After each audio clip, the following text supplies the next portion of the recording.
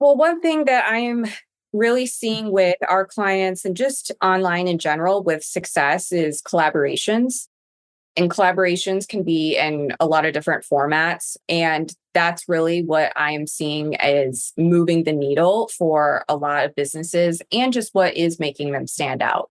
They are practicing what they preach and building community by also supporting others, giving them a platform to share their ideas. And so I think collaboration is really a key way to stand out on Instagram or on other social platforms.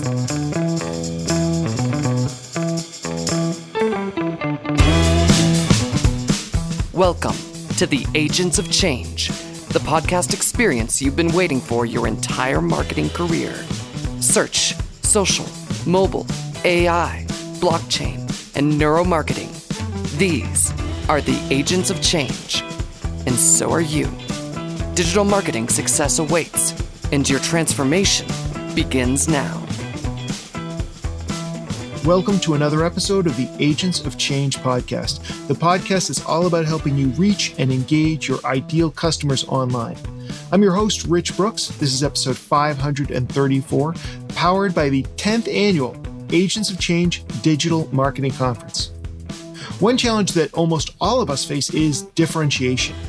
It is at the heart of the presentation that I delivered at last year's Agents of Change conference, the Remarkability Formula.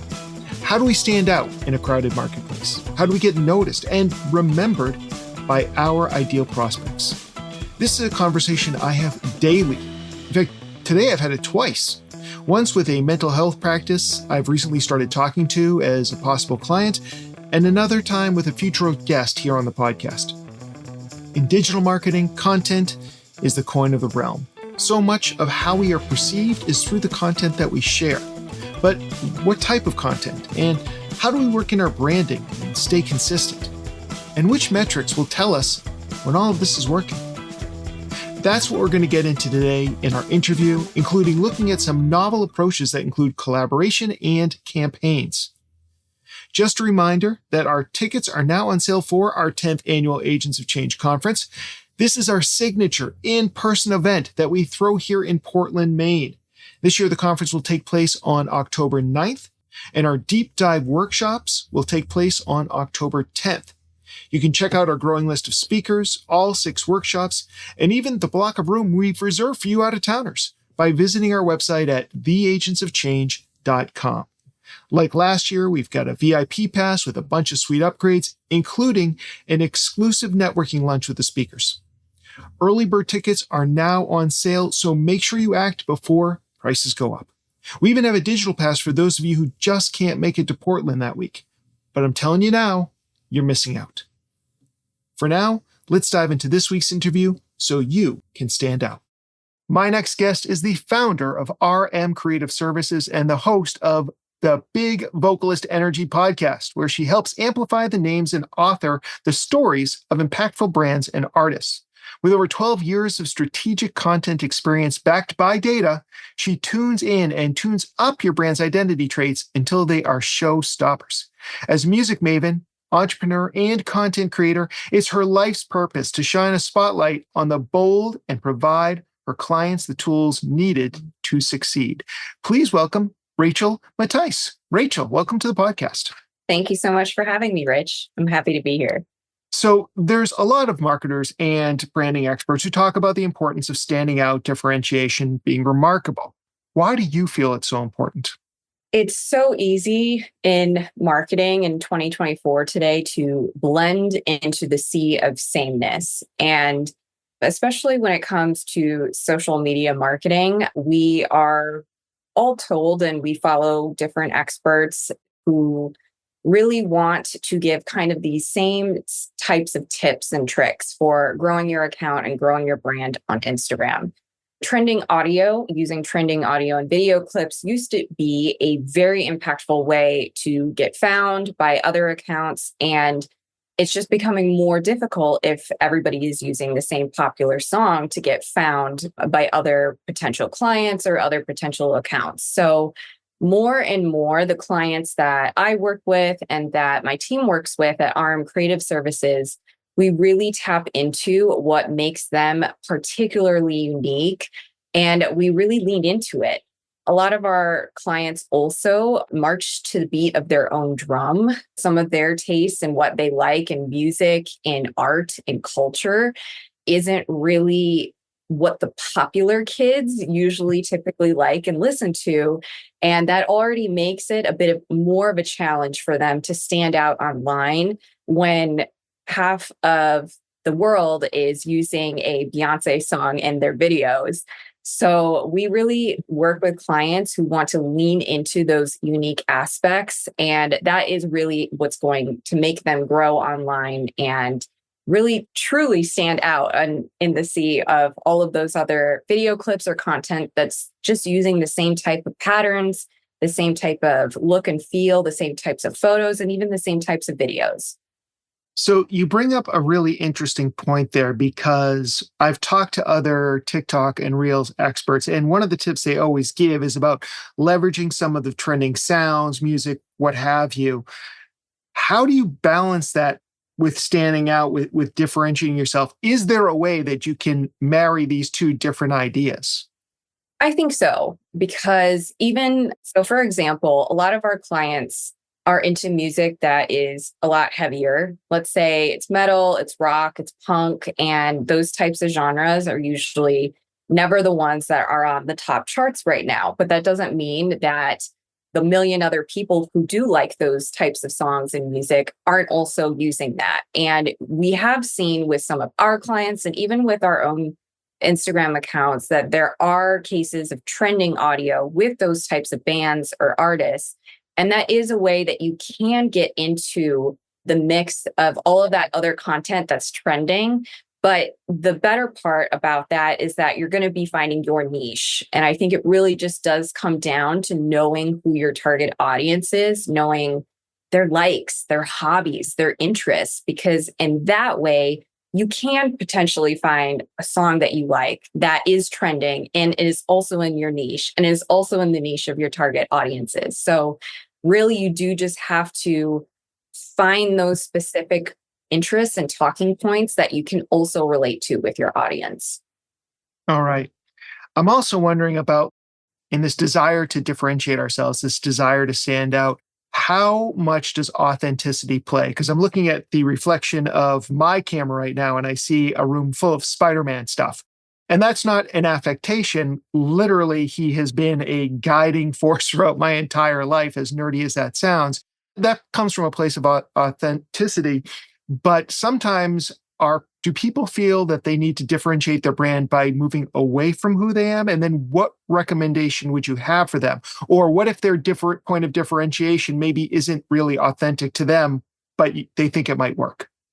That's a really great question, Rich, because I love that you have the Spider-Man and the different types of superhero content in the back of your office. You know, my office is a bit bland right now, but I have one of my this is a concert photo that I took back when I was a music journalist, and I still work with a lot of those musicians today. But I think when it comes down to building a brand and authenticity, I do think there is a middle ground with finding out hobbies and interests that will help bring in new clients for your brand. So as we're talking about this as potential small business owners, brand owners, I do think that you have to assess what is going to work for building an audience with those different interests, but also what is going to help bring in new leads and sales for my company. Will those interests for like Spider-Man or heavy music bring in sales right away? Probably not, but it's going to start the conversation. It's going to build a relationship, build a connection that could eventually lead to a referral or to a sale. I like thinking of them as conversation starters. You know, when we show like, oh, I love Spider-Man superhero movies, or I like Lord of the Rings, it's just an easy, quick connection point where it gets just people talking. It gets you to find something that you have in common that can eventually lead to that deeper conversation down the road. So to answer your question, I do think there has to be a more strategic approach for how you use some of those pieces. But I think at the very basis, think of them as just ways that you could start having conversations with strangers. And that's how you build your business and you build your accounts online. Yeah, I'm also thinking like to your point about heavy metal, which I tend to like and gravitate towards. You wouldn't think, okay, well, a CPA, what is, like their interest in heavy metal probably won't get, but if they were just to go after people who were in rock bands, even if it was local rock bands, the referral sources, I would also think you can totally trust Rich. He listens to Dawkin while we're going through our taxes and stuff. Could be a great way of also building up a kind of a vertical for you, if you will. So, all right. So what are some ways that we can differentiate our brand online that you worked with your clients on, including some ways that maybe we hadn't thought of yet? Well, one thing that I'm really seeing with our clients and just online in general with success is collaborations. And collaborations can be in a lot of different formats. And that's really what I am seeing is moving the needle for a lot of businesses and just what is making them stand out. They are practicing what they preach and building community by also supporting others, giving them a platform to share their ideas. And so I think collaboration is really a key way to stand out on Instagram or on other social platforms. And collaboration could be a lot of things. It could be going on a podcast together. It could be doing an Instagram live, sharing tips and stories that you've learned in the past from your business. It could be like a joint blog post and you're using the Instagram collaboration feature. So I've always been a big supporter of collaborations for that feature, or for that reason, I should say. But other ways that people can stand out is start leaning into, if you are more of an artist, if you're a creative, I know that lo-fi content really does help with engagement. It helps getting us laughing and finding something where we find common ground. But if you're an illustrator or you're a painter, you should not give up on posting some of that incredible work on Instagram, because people will see that, they will gravitate towards that. And so as much as I say, of course, you should be adapting and developing content that will make your audience go, that brand gets me, they see me. You shouldn't give up what brings you joy and what brings you fulfillment. And you should be sharing that with the world too. And that's also how you're going to stand out online. If companies want to take your advice on that collaboration, what are some ways that they might find good collaborators, whether it's on Instagram or somewhere else in their marketing? Well, I think a good first step is just finding out and assessing, what are your goals? What do you want to get from these collaborations? Is it that you are just looking to build your social media following and to build relationships with people in your same peer group? That could be a very basic goal, but you can do the manual outreach and research yourself, or you have like a team member who can help with that. Just like what we're doing here today, Rich, we're both in marketing, we're digital marketers. And so we have a common thing to talk about. And it's also really important for brands, if they want to collaborate, to think, well, what does my audience need right now? What are they really looking for? And if it is like, well, they have questions about tax season, let's talk to a CPA who has experience working with small businesses. That could be a really great collaboration that benefits both parties and also provides that extra value to your audience. So that manual research and putting that list together, of course, is very foundational way that you can go about it. If you have the bandwidth, you also have the financial income, you can also consider hiring a PR specialist or an events coordinator or manager who can help you put press releases together and do all of that research for you. So those are a couple of ways. Either, you do it manually yourself, or you hire the support and hire the team members to do it for you. Okay. I want to bring the attention back to Instagram, which is one of your favorite channels. As I scroll through your account, there's definitely a specific vibe and a consistency through all your imagery, the fonts, colors, and so on. How do you maintain that consistency, and how far are you willing to take it? Is there a point where you purposely break it, or is it always going to be on brand, at least on Instagram? First and foremost, I have help. And I think that's a really important message that as the brand owner of RM Creative Services, my responsibilities go beyond just social media. I'm also the main sales manager, the person who is bringing in leads, getting the business deals together. And so my personal bandwidth for creating content on Instagram by now, just because I've worked in social for so long, I know my personal bandwidth. I know my limits. I know which tasks take me a bit longer to do than perhaps somebody else on my team who could do it faster. So for our content, I definitely have help and support. I have help and support with the design or even with the video editing aspect. I still do all of the copywriting and the strategy and the post ideas ourselves. I do all the captions, but some of those other areas that might take me a bit more time, I have team members for support. And I think for long-term consistency, that's so important. We are building brands to last longer than a year, to last longer than 5 years. And there will be stages where you get burnt out, you just get busier. As you and I, Rich, were talking about this earlier, just how much you have on your plate right now, that we have to lean on our team members to help with that. So that is definitely first and foremost. I have help. And for the most part, that help is really key and crucial. And as far as the look and feel, I'm not opposed to always testing out and experimenting new formats. People's interests change. Social media changes practically every 6 months to a year. And being constantly open to trying new things is important. And we've really tested out like a mixture of types of content. There's always things I want to do even more of, but I do have those realistic expectations of, okay, this is what we're going to accomplish this month. This is what we can feasibly do. And the rest we have to focus on our clients, or the rest that we have to focus on sales or other areas of the business. All right. It does feel, however, that even if you're trying different formats, that you do have a brand that's almost like a North Star, and you're using that kind of to guide. At least that's what I saw when I was going through it. Once you or your clients have defined their brand and they're living in it, talk to me a little bit about the marketing or the nuts and bolts of Instagram. How do you develop a funnel for Instagram, and what does that look like for you and your clients?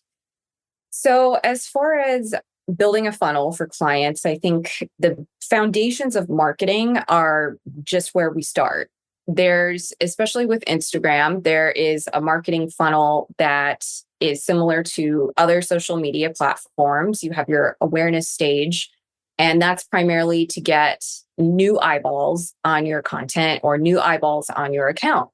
And each different type of content format serves a different purpose on Instagram. And so your reels and your memes, your giveaways are your top of funnel content meant to just bring in new eyeballs or your current followers to see your content. Once you actually win somebody over, then we do move on to developing content for that middle phase, the nurture phase. And that's where you see some of those more really value-driven Instagram carousel posts, or that's where Instagram lives play in. You're furthering that relationship with your audience members and with those new people that you just won over. And then last but not least, we do take into consideration the conversion phase, or your Instagram stories, or your conversations happening in DMs, or your broadcast channels, which is one of the newest Instagram features that brands could take advantage of. And so depending on the brand, whether they're B2B or they're B2C, they're a service provider or they're a product-based brand, we develop their Instagram strategies with this funnel in mind, and also what's worked for them in the past. So as far as like just other nuts and bolts, as far as the strategy, we've definitely been recommending our clients to also keep track of kind of these silent metrics. we've seen a big shift in how people are interacting on Instagram in the past year or so. People are having a lot more conversations in story replies, in DMs, in kind of those more private channels.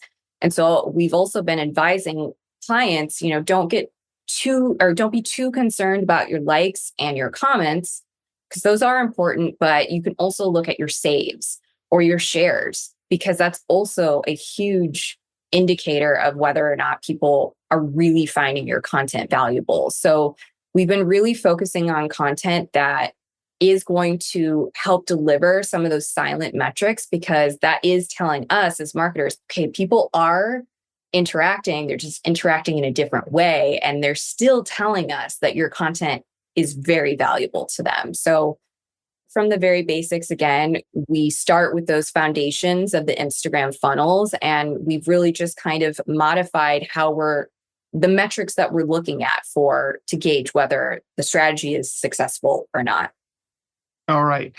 This may be a really basic question, but as I'm thinking about digital marketing in general and campaigns that for different stages of the customer journey, I usually say awareness, consideration, and decision, but whatever your labels are, they kind of work the same. If you're online, very often you're just trying to get in front of people when they're in the awareness stage, then give them different information when they're in their consideration stage, but you're often driving them somewhere. So it's either your overall campaigns or specific ad campaigns, but we're talking about Instagram organic. So as you're putting together content that hits the pain points at all of those three stages, I guess I'm not understanding, how do you differentiate that with the people who are following you? Once they've moved to awareness, there's not a way that we can just show them consideration or decision content, is there? Or is it basically they're still going to see that awareness content, but they're going to pay more attention to whatever stage they're in?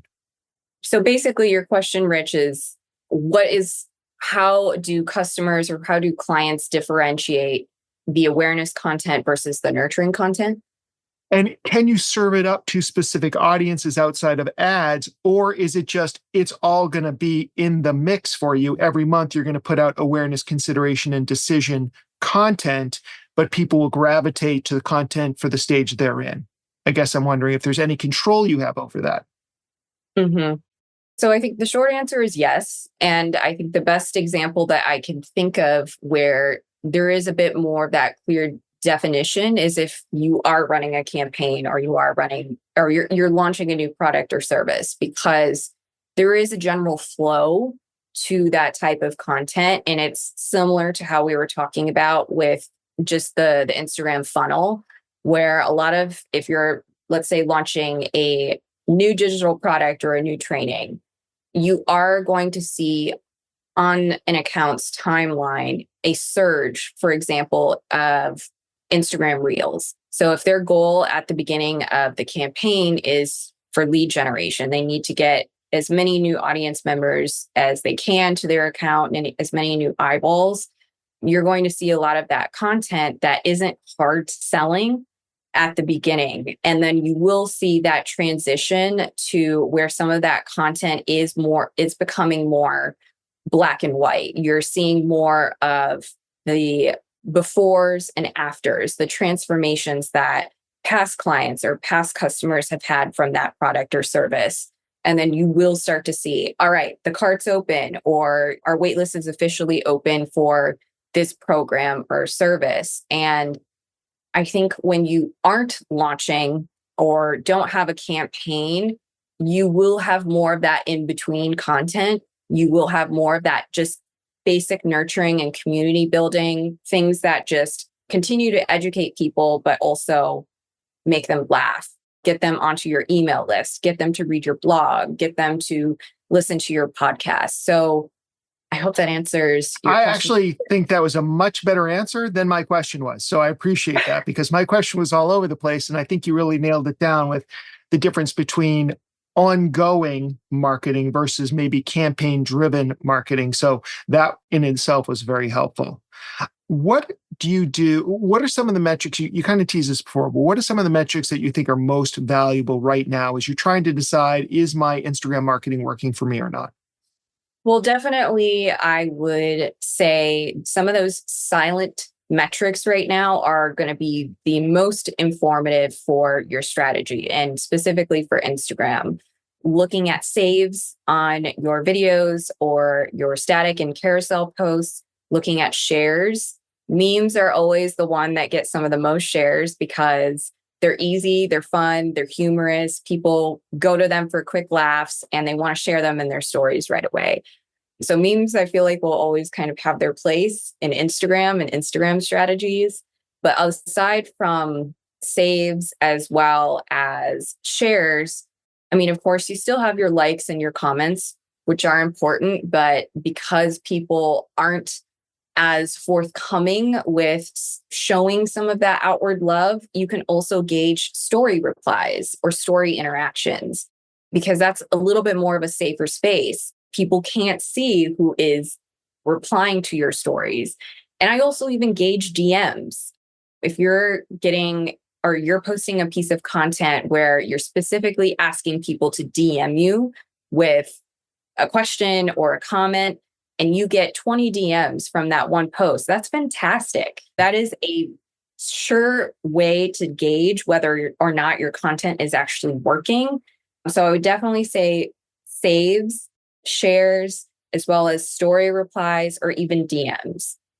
Excellent. Rachael, this has been fantastic. And if people want to learn more about you, learn more about RM Creative Services, where can we send them online? Well, first and foremost, you can follow us on Instagram since we're talking about Instagram strategies at RM Creative Services. And that's our handle across all of our social media accounts from Threads all the way to LinkedIn. Or you can visit us on our website at rmcsofficial.com. All right. Thank you so much. And Rachael, thanks for coming by today. Thank you so much for having me, Rich.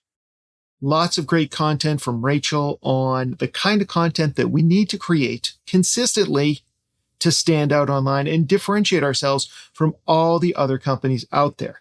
If you missed anything or if you want any of the links she shared, you can find a full transcript and a summary and all of those links on our website. Just head on over to theagentsofchange.com/534. And while you're there, be sure to check out our updated section all about this year's conference. Again, coming October 9th and 10th to Portland, Maine, 10th annual in-person event. Very excited. Would love you to make it. Would love to shake hands with you and hang out with you. You can only do it if you're coming to the conference this year. So make sure you're there. Check it out. Early bird tickets are still on sale as I record this message, so you don't want to miss out. And then be back here again in 7 as we've got more great content coming your way. Don't miss another thrilling episode of the Agents of Change podcast. Be sure to subscribe on your favorite podcasting platform.